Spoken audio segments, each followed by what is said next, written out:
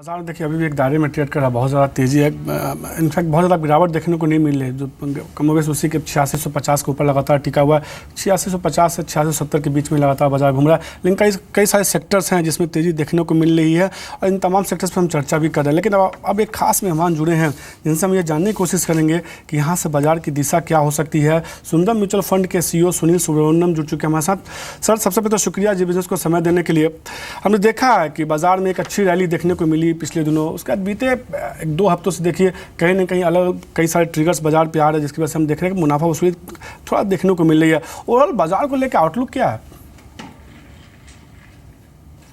बाजार का आउटलुक हमारे ख्याल में लॉन्ग टर्म 3 से 5 साल के मायने में देंगे तो बहुत बढ़िया है, क्योंकि आज के दिन में जो मार्केट में सब कह रहे हैं कि वैल्यूएशंस बढ़ गए हैं, रिच लग रहे हैं वैल्यूएशन, मार्केट एक्सपेंसिव है, उसके पे यही है कि चीज़ कि एक जो FIS की फ्लोज है बहुत मजबूत आ रही है, क्योंकि बाहर जो नेगेटिव इंटरेस्ट रेट का सिनेरियो चल रहा है तो ज़्यादा पैसा जहाँ पे ग्रोथ है, वहाँ पे इंडिया में ग्रोथ है, वहाँ दिख रही है, तो पैसा वहाँ से आ रहा है। मगर आज फोकस हमें डोमेस्टिक इकोनॉमी के ऊपर रखना चाहिए और डोमेस्टिक ग्रोथ रेट के ऊपर। तो हमारी ग्रोथ रेट जो आज करीबन 8% के लेवल पे है, हम देख रहे हैं कि अगले 3 से 5 साल में ये एक 10% के लेवल भी टच कर सकती है। तो ऐसे स्थिति में डोमेस्टिक जो कंपनीज है उनकी अर्निंग्स ग्रोथ आप देखेंगे 15 से 20% अर्निंग ग्रोथ आसानी से दिखा सकती है। और आज की जो वैल्यूएशन है सेंसेक्स की है 19 के करीब या फॉरवर्ड पी का और मिड कैप इंडेक्स के 20 के करीब है, वो कोई ज़्यादा एक्सपेंसिव नहीं लगती है। अगर एक 3 से 5 साल का आप मायने रखेंगे और इन्वेस्ट करेंगे तो डेफिनेटली आपको अच्छा रिटर्न्स मिलने की एक आशा रख सकते हैं। सर, तो जिस तरह से आप ये मान के चल रहे हैं कि यहाँ से थोड़ा अच्छा मोमेंटम देखने को मिल सकता है। हमने देखा था कि पिछले दिनों 9000 के आसपास निफ्टी पहुँचा था, वहाँ से हमने था 9000 करीब पहुँचा, वहाँ से गिरावट देखनी होती। इस साल के आखिर तक अगर मान के चले तो निफ्टी के लिए क्या लगता है आपको कि एक नया हाई देख सकते हैं या थोड़ा इंतजार करना पड़ेगा? निफ्टी और लार्ज कैप सेंसेक्स ऐसे टॉप 100 स्टॉक्स में आप थोड़ा इंतज़ार करना पड़ेगा, क्योंकि इसमें जैसे मैंने कहा ये FI फ्लोज ही मेन कारण हैं जो कि इनका जो राइज और फॉल के पीछे होते हैं। FI का एक्चुअल फ्लोज होते हैं और एक तरफ न्यूज़ फ्लोज होते हैं। तो अगले 3-4 महीने में आप देखें, एक तो US का इलेक्शन है, फिर US में इंटरेस्ट रेट हाइक की एक एक्सपेक्टेशन है दिसंबर में, फिर इस साल बजट का भी February 1 को एडवांस कर रहे हैं। तो ऐसे इवेंट्स बहुत है अगले 3-4 महीने में, जिसके कारण थोड़ा आप वॉलेटिलिटी देख सकते हैं लार्ज कैप सेक्टर में। तो मेरे ख्याल में निफ्टी का कोई शॉर्ट टर्म में लेवल प्रेडिक्ट करना या ये करना ये बहुत हजार्डस चीज़ है।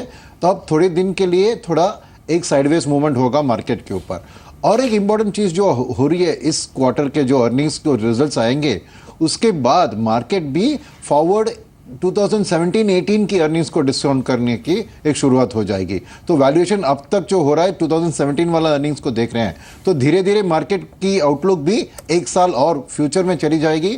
तो एक थोड़ा अनसर्टन पीरियड होगा कि हर सेक्टर, हर इंडस्ट्री, हर कंपनी का नेक्स्ट ईयर कैसे दिख रहा है उसके ऊपर चर्चा होगी। तो थोड़ा शॉर्ट टर्म में आप ज़्यादा निफ्टी या सेंसेक्स में बहुत ज़्यादा एक बढ़त देखने का एक थोड़ा आप थोड़ा कॉशियस रहने का बेटर होगा। सर, अगर यहाँ से अगर बाजार आपको लगता है कि थोड़ा बेहतर परफॉर्म कर सकता है, तो कई सारे सेक्टर्स हैं जिसको लेकर लगातार चर्चा होती रही है कि जिसमें लगता है कि परफॉर्मेंस बेहतर देखने को मिल सकता है। लेकिन आपके नज़रिए से, खासतौर पे म्यूचुअल फंड के नज़रिए से देखें, कौन से सेक्टर्स आपको लगते हैं कि यहाँ से एक बेहतर परफॉर्म कर सकता है, निवेशकों को इस सेक्टर पर ध्यान देना चाहिए, यहाँ एक बेहतर रिटर्न देखने को मिल सकता है? 2 सेक्टर मैं पॉइंट आउट करूँगा आपको। एक है रूरल ट्रांसफॉर्मेशन सेक्टर, यानी रूरल इंडिया में जो कंजम्पशन की बढ़त आप देखने वाले हैं अगले 3-4 महीने में। 3-4 कारण है इसके पीछे। एक है मॉनसून, दूसरा है पे कमीशन, जहाँ पे 53% जो इनकम्स आने वाली है पे कमीशन के कारण 1 लाख करोड़ के ऊपर, वो रूरल इंडिया में आने वाली है। और तीसरा चीज़ जो है वो है गवर्नमेंट की जो स्पेंड है रोड, रेलवे, कंस्ट्रक्शन पे, वो नॉन फार्म सेक्टर पे एम्प्लॉयमेंट जनरेट कर रही है। तो मेरे ख्याल में अगले 12-18 महीने में रूरल इंडिया का जो स्टोरी है, चाहे वो एग्रीकल्चरल इनपुट्स में देखें, चाहे वो डिमांड फॉर व्हीकल्स में देखें, चाहे वो बैंक फाइनेंस में, माइक्रो फाइनेंस में देखें, कई क्षेत्र ऐसे हैं जो रूरल ट्रांसफॉर्मेशन के ऊपर डिपेंडेंट है और बहुत बढ़िया ग्रोथ दिखा सकते हैं। दूसरी चीज़ जो है सेक्टर जो बढ़िया करने वाली है वो है banking and financial services sector, क्योंकि ना ही इसमें एक तरफ पब्लिक सेक्टर बैंक है, फिर प्राइवेट सेक्टर बैंक है, फिर NBFCs है, और नया नया जैसे इंश्योरेंस कंपनीज लिस्टिंग पे आ रहे हैं, पेमेंट बैंक्स आएंगे, माइक्रो फाइनेंस इंस्टीट्यूशन आ रहे हैं। तो फाइनेंशियल सर्विसेज सेक्टर्स का आउटलुक बहुत हमें बढ़िया दिखता है। सर एक फेस्टिव सीजन में वैसे हम देख रहे हैं कि जब शुरू हो चुका है, अगले हफ्ते दिवाली है, तो कहीं ना कहीं ये इस सेक्टर की वजह से, खासतौर पर फेस्टिव डिमांड की वजह से हम देखते हैं कि कई सारे ऐसे सेक्टर्स होते हैं जो बेहतर परफॉर्म करते हैं। आपके नज़रिए से कौन से सेक्टर्स हो सकते हैं यहाँ से, खासतौर पर इस ट्रिगर के आधार पर त्योहारी सीजन के नज़रिए से देखें तो अगली दिवाली के लिए जो इन दोनों सेक्टर जिसकी आपने चर्चा की, बैंकिंग और रूरल सेक्टर, उसके अलावा भी और कोई सेक्टर्स हैं जो यहाँ से और बेहतर परफॉर्म कर सकते हैं?